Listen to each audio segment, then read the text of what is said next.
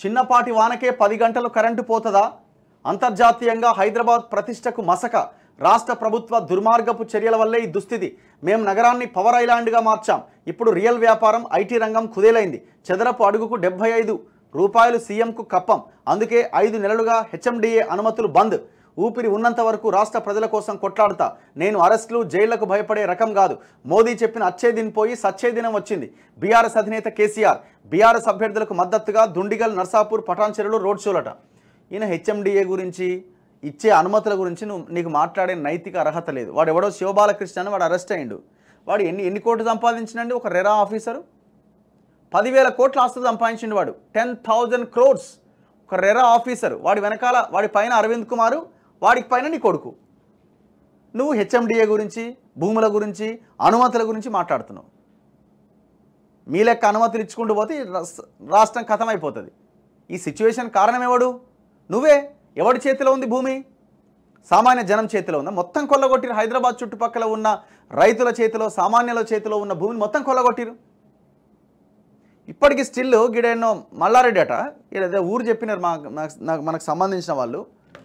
ఆడ కొన్ని ప్లాట్స్ ఉంటే ఫోన్లు చేస్తున్నాడు. ఫోన్లు చేయించే ఇది అమ్ముర్రి, ఇది మల్లారెడ్డి కొనేస్తాడు. ఇప్పుడు కూడా స్టిల్ ఈనాటికి కూడా ఈయన ఊపిరిన్నంత వరకు రాష్ట్ర ప్రజలు ఏంది నువ్వు కొట్లాడేది?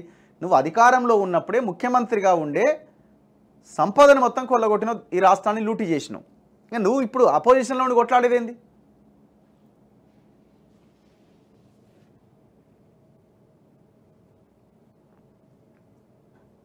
ఏడబోయిందా 10 గంటల కరెంటు? ఈనాడ పవర్ ఐలాండ్గా మార్చినాడ. నీ పవర్ గురించిన డిస్కషన్ పెడితే నువ్వు చర్చకు వస్తావా? ఈ రాష్ట్రంలో ఎలక్ట్రిసిటీ డిపార్ట్మెంట్ని ఎంత దారుణంగా ఒక సంక్షోభంలోకి నెట్టినవో చర్చకు వస్తావా? నువ్వు చర్చ పెడతావా? భద్రాద్రి, యాదాద్రి, ఛత్తీస్గఢ్ పవర్ వీటి గురించి చర్చ పెడతావా? ఎన్ని వేల కోట్ల రూపాయలని కథం పట్టించినావు.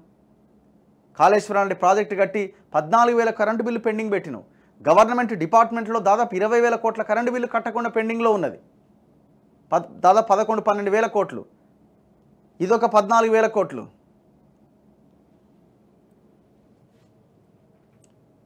నీకు పవర్ గురించి కానీ, వాటర్ గురించి కానీ, రైతుల గురించి కానీ, కాళేశ్వరం గురించి కానీ, భూముల గురించి కానీ నీకు మాట్లాడే నైతిక అర్హత, వేరే వాళ్ళని విమర్శించే నైతిక అర్హత నీకు లేదు. నువ్వు ఆల్రెడీ కోల్పోయినావు. నువ్వు అన్నిట్లో A1 నిందితుడివి. ప్రతి దాంట్లో నువ్వు, నీ కొడుకు.